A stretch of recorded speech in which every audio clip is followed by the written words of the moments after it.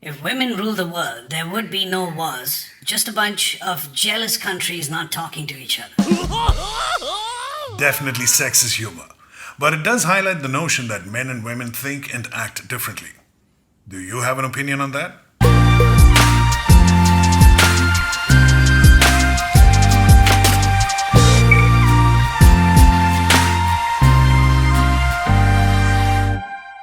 Hi, this is Aditya Menon on The Lateral Inquirer, your channel that questions popular narratives. On this episode, we will explore how certain myths about women found its way into prevalent belief and take stock of what the current status worldwide is. What do we observe? Is there really a difference between how men and women handle situations? There are plenty of jokes targeted at women with intentions of trying to undermine their competencies. Generation after generation, this attitude is handed down from father to son through paternal lineages, keeping the woman in check, ensuring she stays secondary. This is what is called patriarchy. The strongest social bonds here are between males. They set the rules, and these rules always ensure male superiority. To justify this equation, through the eons, people have used religion, citing apparent words of God, and made references to guidelines set by so-called traditions. Every society enforces patriarchy in some form, with many cultures officially practicing it even today, with promulgations of rules denying women basic freedoms with the premise that women are born inferior. The patriarchal system is so powerful in indoctrinating that often you will see women themselves following oppressive rules laid out by the dominant male society with the belief that she is making the choice out of her own free will. This is a form of Stockholm syndrome, but that topic is for another episode. Of course, there are those who deny that organized patriarchy even exists, but most of these arguments are made from the side of modern Western societies, where feminist equality movements were successful in getting the woman's voice heard. But what can also be observed is that every time a woman challenges male dominance, there is some man trying to put her back in her place. Patriarchy breeds misogyny. Prominent leaders have been doing this often. American President Donald Trump, the Turkish President Recep Erdogan, Brazilian President Jair Bolsonaro, the Philippines President Rodrigo Duterte, and here in India we have more leaders than we can count who have made sexist and misogynistic comments. History did not always have it that men set the rules. Male dominance may not always have been the norm for most of human history, as is suggested from evidence and records of humans having venerated the woman in the form of goddesses. In the earliest religions, the supreme being was a female, and not some holy father in heaven. Some of the old vestiges still remain, like we continue to refer to our planet as Mother Earth. Most nations still refer to their country as motherland, and our native language is referred to as our mother tongue. Of course, none of this denote increased social status for women, but there are ample records from prehistory to suggest that society may have been more egalitarian. Something changed along the way, from when we moved from hunter-gatherers to farmers. But what? Multiple studies done on the social behaviors of two of our closest cousins, the chimpanzee and the bonobo, might throw light on why this happens. So here's what we know so far. About 6 million years ago, all the three of our species had a common primate ancestor from which our Homo sapien ancestor branched off, while the ancestors of both the chimpanzee and the bonobo continued.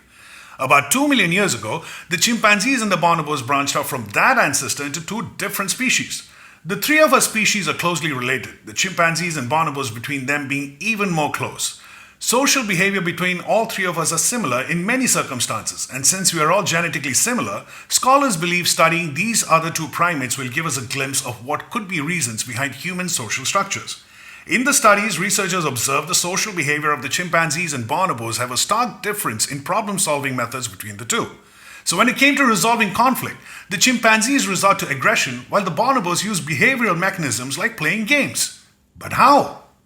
In the chimpanzee society, every adult male is dominant to every female. When conflicts arise, males regularly attack other individuals and groups, sometimes forming coalitions to do battles together. Every group has an alpha male, and he is the boss, much like how human societies have been through years. But the bonobo conflicts rarely escalate to serious violence. There is no male boss in the bonobo society. Theirs is a matriarchal society, and the highest ranking individuals are always the old females. For instance, when a hunter in the bonobo group kills a prey and displays his prize to the group, it is always an old female who will come and take possession of it, and the rest of the group will gather around her with arms stretched out for their share. It would appear that the female leaders in this primate society are more just. They display a sense of fairness by offering equality. But why? Chimpanzees are very territorial and aggressive about protecting their borders, while bonobos have no established territories to protect. The chimpanzees face threats to their lives from wildcats like leopards, which are its natural predators, and also face threats from other chimps fighting for territory. The bonobos, on the other hand, have no known natural predators, nor aggression between themselves.